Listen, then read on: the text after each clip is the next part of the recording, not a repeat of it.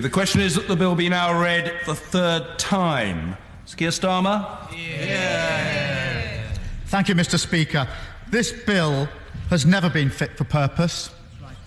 It was not fit for purpose when it started its life last year, and after 64 hours at committee and 10 hours at report, it's still not fit for purpose.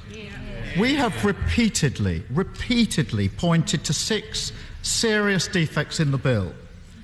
Mr. Speaker, we pointed them out when the white paper was published 10 months ago in March of last year. We pointed them out when the bill was first published in July last year, and I wrote to the Secretary of State setting out the 6 serious defects and invited him to address them before second reading, and he declined to do so. We pointed them out at second reading in September, and we pointed them out at the committee stage. But we've been talking to a brick wall. The government has not accepted any of the points that the opposition have made. They've conceded some ground on their own side. They have not taken seriously the propositions and the arguments that we put forward on this side. And that is unusual in my experience in dealing with bills. They have simply robotically voted down all opposition amendments. Mr. Speaker, let me start with the shenanigans of Exit Day. For purely political reasons, the government introduced a gimmick amendment fixing Exit Day on the face of the bill as 11 o'clock on the 29th of March 2019 for all purposes. Mr. Speaker, I have no doubt that if the vote on that amendment had been taken on day 1 of the committee stage, the government would have suffered another loss on this bill because it was so obviously a defective amendment. It was absurd in so many respects that it's hard to know where to start. But let me deal, Mr. Speaker, with Clause 6.1. Clause 6.1 says a court or tribunal is not bound by any principles laid down or decisions of the European Court and cannot refer any matter to European Court on or after Exit Day. So Clause 6.1, as amended, means that there can't be any reference to the European Court of Justice after the 29th of March 2019. Mr. Speaker, in December, the government committed in phase 1 to allow EU citizens to refer to that court for another 8 years after Article 50. Their amendment disables that. It is inconsistent with phase 1. Moreover, Mr. Speaker, as we've been saying consistently, there will have to be transitional measures in relation to Article 50, and those transitional measures will have to be on the same basic terms as now. That means in the single market, in the customs union, and with the jurisdiction of the European Court of Justice. So putting an amendment on the face of the bill that disables the European Court of Justice is inconsistent with transitional measures. Now, I acknowledge that the government has accepted, as it had to, an amendment to its own amendment. But that doesn't remedy the defect. All that does is tidy up the problem if there's an extension of Article 50. It does not enable transitional arrangements on the same basic terms of now as will be needed. It does not enable EU citizens to exercise the rights which the government guaranteed to them in the Phase 1 agreement. So we're now, Mr. Speaker, in a ridiculous position. I've pretty well given up on predictions. But it seems to me that the government will now be bound to amend this bill before it comes into force by some subsequent legislation. It has to do that. It now has to. It's one thing to pass a bill saying there may come a time in the future when it's got to be amended. It's another thing to pass a bill knowing that between now and coming into force, you're going to have to intercept it again and disable the provision you're putting on the face of the bill. And that's how absurd the thing has got. Mr. Speaker, let me turn to the Charter of Fund. Well, let's see. Let's see whether there isn't an amendment which will have to repeal that next time we're sitting here, because there has to be, because otherwise we'll lose the jurisdiction of the court just when the government's promised EU citizens they'll continue to have it. Mr. Speaker, I'll now turn to the Charter of Fundamental Rights. As I made clear at the second reading, of the thousands of provisions being converted into our law, this is apparently the only one that cannot be converted. That's nonsense. The government is being driven by ideology, not law. And the government's defence of its position is in tatters. The Secretary of State says it doesn't matter because the Charter never added any rights, overlooking, of course, the case that he brought against the then Home Secretary. His junior minister, the Right Honourable Member for Fareham, who I welcome to her place, says the complete opposite. She wrote an article in the Daily Telegraph expressing her concern and objecting to the Charter precisely because it does add rights.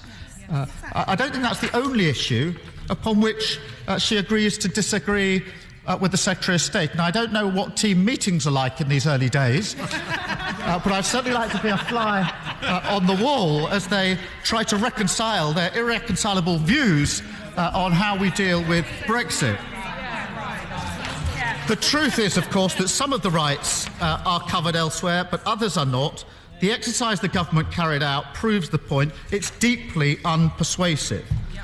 The Charter was gathered. The whole point of the Charter was to gather into one place all the rights and protections that are there discreetly in other places and put them into one document. The government has now decided the best strategy is to scatter them back to where they started from. And when pressed forcefully by the Right Honourable Member for Rushcliffe on the simple question of why on earth are you doing that, the Solicitor General yesterday was driven to the answer that the sole intention was to avoid chaos.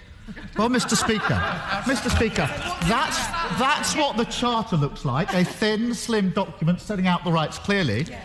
This is the government's alternative, 73 pages of material telling you where to look for other sources for your rights. That's clear, that's chaos. Mr. Speaker, on delegated powers, the delegated powers of this bill are far too widely drawn and they're still subject to far too little parliamentary scrutiny. Throughout the committee staging report, the government's ignored concerns that the delegated powers should only be used where they're necessary, concerns that enforcement mechanisms should not be abolished by delegated powers, concerns that rights and protections should not be taken away by delegated powers. And the proposed sifting committee simply isn't sufficient to scrutinise shifting.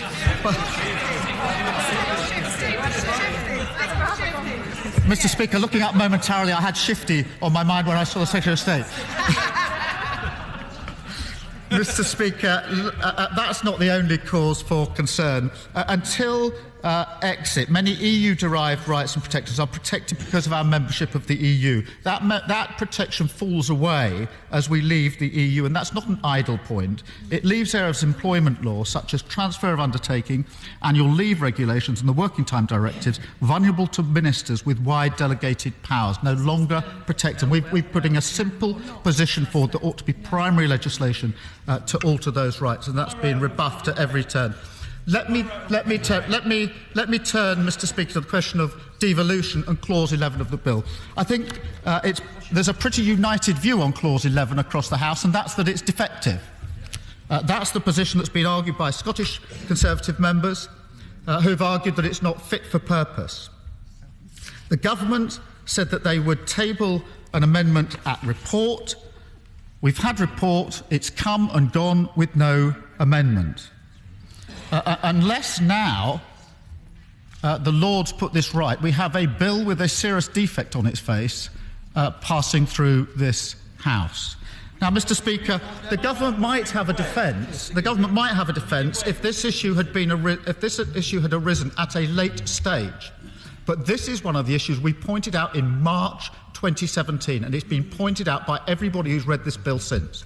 In 10 months, there's been no progress. And as the Conservative member for Stirling said yesterday, he's deeply disappointed, dissatisfied and frustrated. And as he rightly pointed out, it's not appropriate for the government to blame outside influences for the lack of amendment on this issue.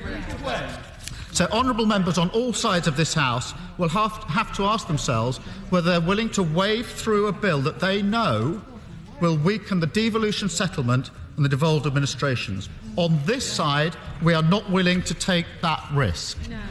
Mr. Speaker, let me turn then to the sixth issue, and that's the meaningful vote.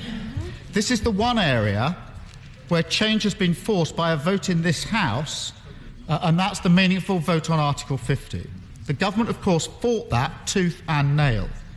To those members opposite, who voted on that issue and pushed that issue, and who were, as a result, described as traitors and mutineers.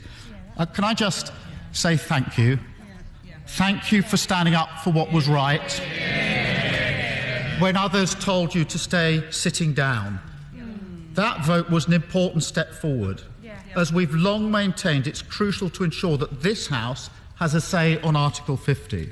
How it will operate is not clear, so let me put the government on notice. We on this side of the House, and I'm sure some on the other side of the House, will be watching like hawks for any backsliding.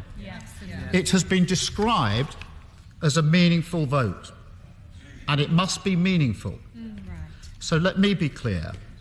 If the Prime Minister thinks that she can come to this House, put forward her proposed Article 50 deal, and if she loses that vote, that she can carry on regardless or walk the UK off a cliff with no deal, then she's got another thing coming. Mr. Speaker, in conclusion, can I say thank you to all of those that have spoken in these debates? Can I thank both front benches and particularly my team who've done so much hard work? Can I too thank the clerks of the House and the Public Bill Office for the extraordinary support that they've given to my team and members across the House? And can I say from this side of the House, thanks to the DEXU staff who've worked so hard. They may or may not have liked the instructions they were working to, I do not know, but they've worked very hard on all the tasks that have been given to them, and we forget sometimes the amount of work that they put in. So thank you very much for what you have done. Mr. Speaker, at times this House has been at its best during the passage of this bill, whilst the government has been at its worst. They have been unwilling to listen to reason, unwilling to reflect on obvious defects in this legislation, and unwilling to ensure this bill is fit for the incredibly important purpose that it seeks to achieve. The government has simply ploughed on. They've sidelined Parliament and actually made a mockery of the phrase "take back control." Mr. Speaker, for those reasons, Labour will vote against this bill tonight.